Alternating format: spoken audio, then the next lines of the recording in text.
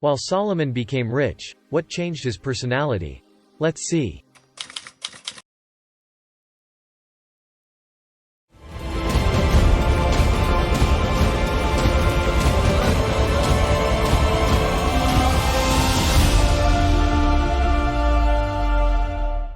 History is meaningful if we learn from it.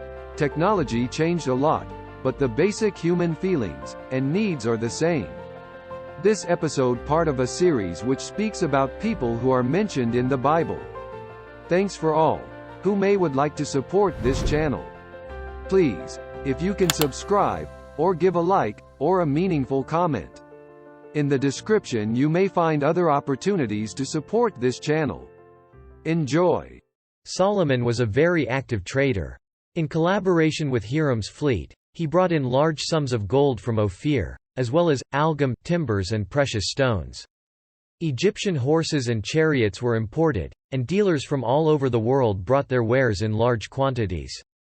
Aside from silver and gold and other commodities brought in by merchants, Solomon's annual gold revenue amounted to 666 talents, $256,643,000. Furthermore, all the kings of the earth sent gifts from their kingdoms every year, including gold and silver objects, balsam oil, armor, horses, mules, and other valuables. Even apes and peacocks were brought in by Tarshish ships. Solomon amassed 12,000 steeds and 4,000 stalls of horses and chariots, or, possibly, horsemen. There was no king on the face of the earth who possessed Solomon's wealth. The approach to his throne was more magnificent than anything else in the realm. The throne was made of ivory with beautiful gold inlay. It was surrounded by a spherical canopy, with 6 stairs leading up to it and 6 lions on each side, and 2 lions guarding the throne's armrests. Only gold was utilized for his drinking utensils. It is reported that there was nothing of silver. It was considered as nothing at all in the days of Solomon. In Solomon's house and temple, there were harps and stringed instruments constructed of algum timbers that had never been seen before in Judah. 30 core measures, 6,600 liter, of excellent flour and 60 core measures, 13,200 liter, of flour, 10 plump cattle and 20 pastured cattle and 100 sheep. Besides some stags and gazelles and roebucks and fattened cuckoos, Solomon's royal family ate every day. The food supply was overseen by 12 deputies, one for each month of the year. They were each in charge of a piece of the land, which was separated into agricultural growing districts rather than tribe lines for this purpose. Provender for Solomon's many horses was among the supplies. The Queen of Sheba was one of the most notable foreign visitors who came to see Solomon's majesty and riches. She traveled from her farthest area, to test him with complicated questions, because Solomon's fame had spread to all the people of the earth.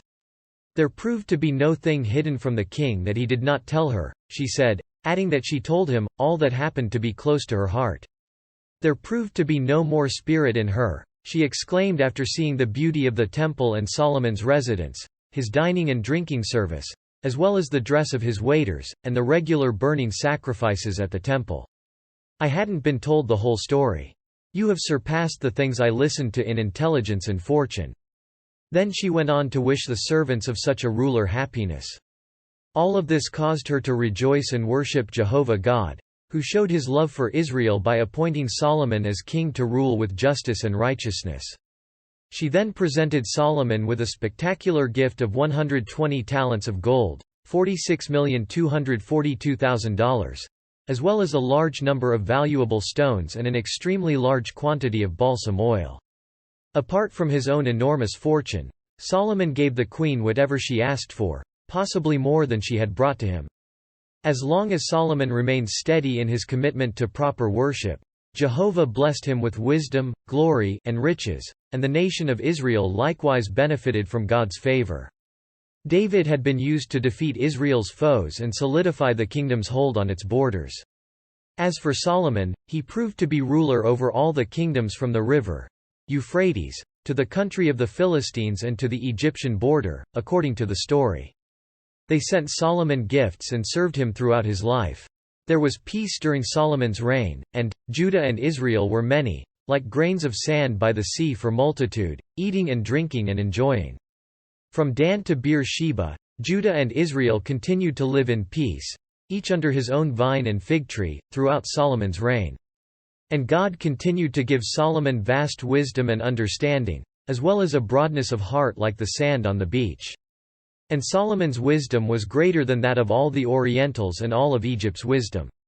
Then there are 3 other intelligent men of Israel named Ethan the Ezrahite, probably a singer of David's time and the author of Psalm chapter 89, and 3 others. Solomon was smarter than these, and his name spread across all the nations. And he could recite 3,000 proverbs, and he wrote 1,005 songs. His knowledge included the earth's vegetation and creatures, as well as his proverbs. His writings in Ecclesiastes and the Song of Solomon demonstrate that he had a profound understanding of human nature. According to Ecclesiastes, he meditated extensively in order to obtain delightful words and the penning of right words of truth. Going out among the lowly and the great, he witnessed many things, closely observing their lives, their labor, their dreams and aims, and the vicissitudes of mankind. He praised God's knowledge and law, emphasizing above all that fear of Jehovah is the beginning of knowledge and understanding, and that man's entire responsibility is to fear the true God and observe his laws. During his time of loyal service to God, his proverbs were spoken, and the books of Ecclesiastes and Song of Solomon, as well as at least one of the Psalms, were written. Solomon, on the other hand, began to violate God's commandments. And King Solomon, along with the daughter of Pharaoh, loved many foreign wives, Moabite, Ammonite, Edomite, Sidonian, and Hittite women, from the nations of whom God had said to the sons of Israel, "You must not go in among them, and they themselves should not come in among you. Truly they will incline your heart to follow their gods." Solomon clung to love because of them. And he eventually accumulated 700 brides, princesses, and 300 concubines, and his wives gradually softened his heart. And it happened as Solomon grew older that his wives had influenced his heart to follow other gods, and his heart did not prove to be complete with Jehovah his God like David's father's heart. And Solomon set out seeking Ashtoreth, the Sidonians' divinity, and Milcom, the Ammonites' repulsive creature. And Solomon began to do what was wrong in Jehovah's eyes, and he did not totally follow Jehovah like his father David. Solomon then began to construct a high place for Chemosh, Moab's repulsive creature.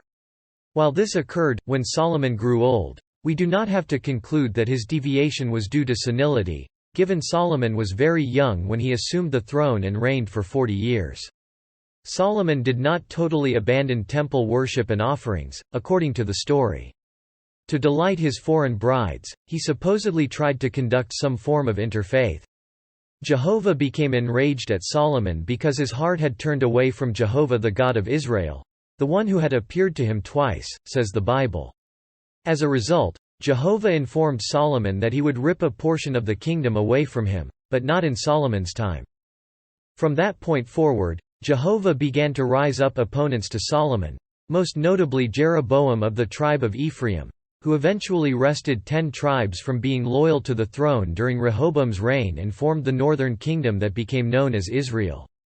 Jeroboam had been entrusted over all the required duty of the house of Joseph by Solomon as a young man because of his diligence. Hadad the Edomite and Rezin, an enemy of David who became king of Syria, both caused Solomon problems. King Solomon's turn away from God had a negative impact on his reign. It grew oppressive, no doubt as a result of the drain on the economy caused by his government's excessive costs, which must have been spiraling out of control. There was also dissatisfaction among those he had conscripted for forced work, as well as their Israelite overseers, no doubt. Solomon would no longer enjoy Jehovah's favor and prosperity, as well as the continuous wisdom to govern in righteousness and justice and address the difficulties that arose, because he had gone away from obeying God with all his heart. When the virtuous become many, the people rejoice. But when someone wicked holds control, the people grieve, Solomon said. The events that occurred shortly after Solomon's death, when Rehoboam ruled, demonstrate how this predicament arose. God had sent a word to Jeroboam through the prophet Ahijah, informing him that if he kept God's rules, God would give him 10 tribes and build him a lasting house, just as he had done for David. Following this, Solomon attempted to assassinate Jeroboam, who escaped to Egypt, where a descendant of Solomon's Egyptian wife's father now ruled.